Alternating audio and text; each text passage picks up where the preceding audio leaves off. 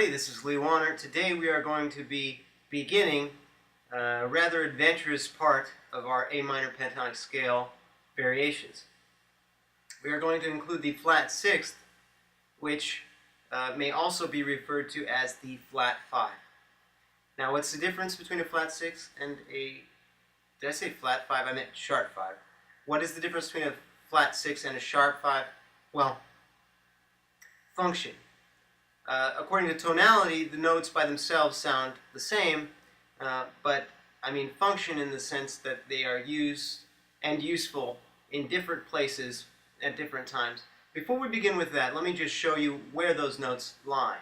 Now, as you recall, the last few videos we did included the sixth, so the flat 6 should be rather easy to find, but the fingerings may not be the same.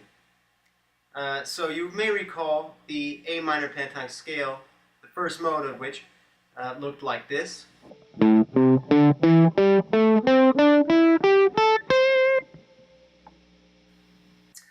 So to add that flat 6, we're going to include the 8th fret of the A string. D and G look just as they used to. B string will include the 6th fret, and the high E string is just as it used to be. So the whole thing will look and sound like this.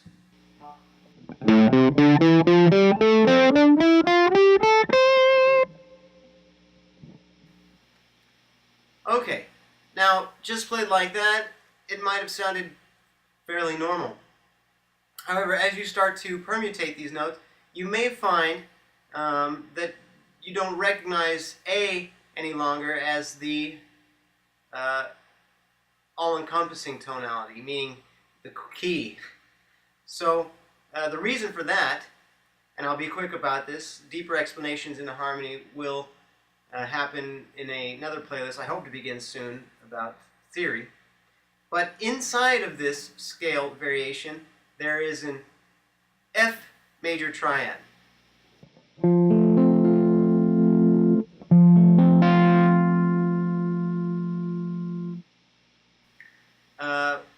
That may be the reason why, if you're playing this scale,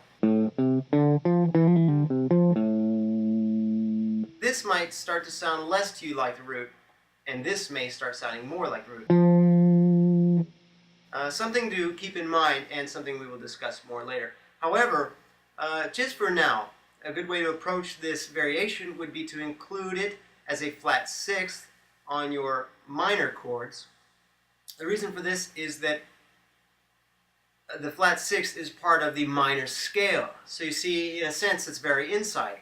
However, you may be used to hearing the regular 6th, which is part of Dorian.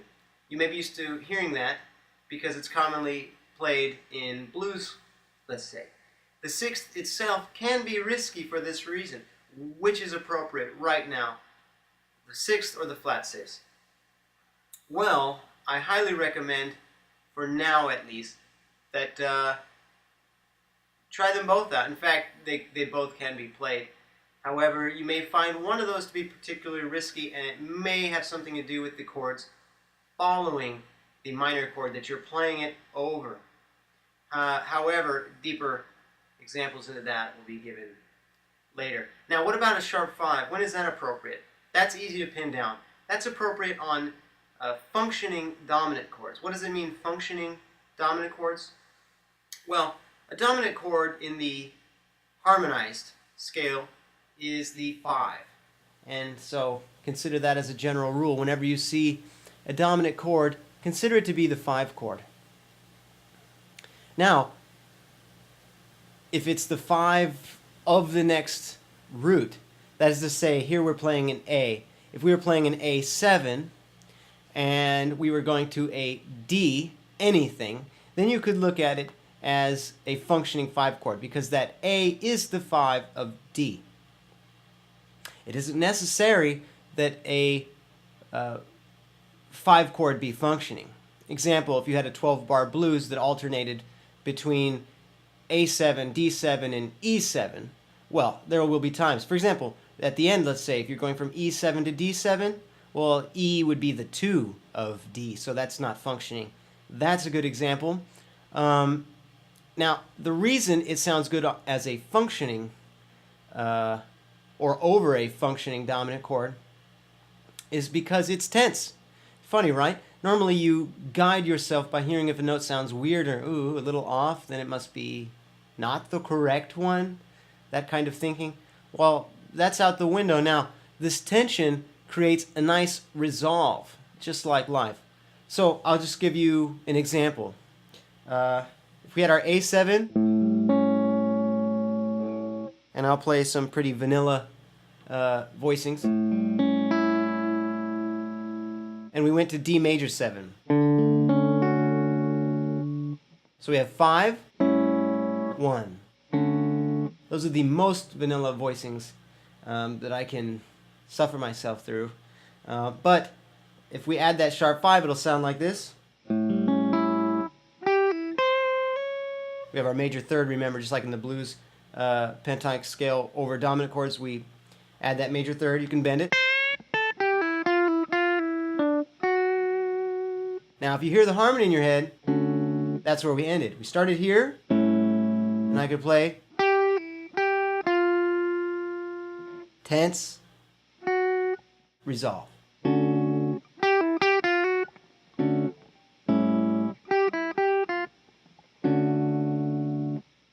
Bear in mind, that note is perfectly valid, and you could play it in the chord itself, like this.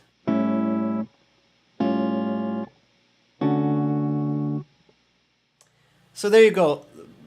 Unfortunate, I must say, that, well, this is so deep in a way that it needs to be expounded upon for a long time.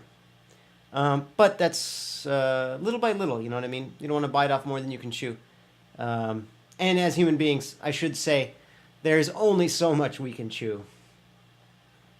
Our perception is only so great, and we actually have to, no matter how much we can intellectualize something and understand it very quickly, to know it very deeply, which is a distinction I would make, to internalize it takes a lot longer. So practice this shape first, and after you've got the shape down, ask yourself, what does that shape mean? Refer back to this video if you need to. Think about that flat 6 or sharp 5 and when it is appropriate. Feel free to ask me if you have any questions. So that is it for today, and until next time, happy practicing.